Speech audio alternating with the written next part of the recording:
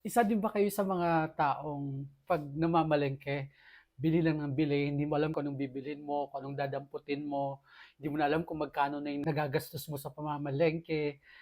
Kasi gano'n ako guys, so parang mabibigla na lang ako minsan na sobrang laki na pala ng nagastos ko sa pamamalengke kahit dalawa o tatlo lang kami dito sa bahay.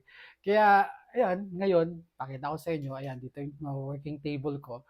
Gumawa na ako ng menu plan, right? Weekly menu plan para alam mo yon, nakaplano na talaga yung mga uulamin mo, kakainin mo for the entire week.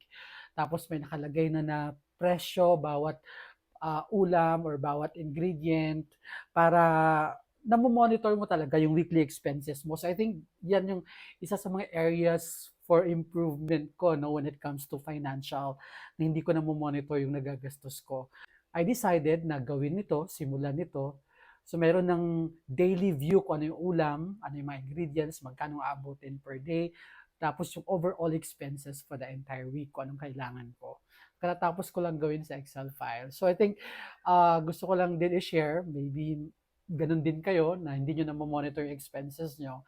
So I think better na meron kayong weekly menu plan para displanado na rin yung ulam nyo for the entire week kung anong ulam mo sa first week, first day, second day, hanggang seventh day of the week.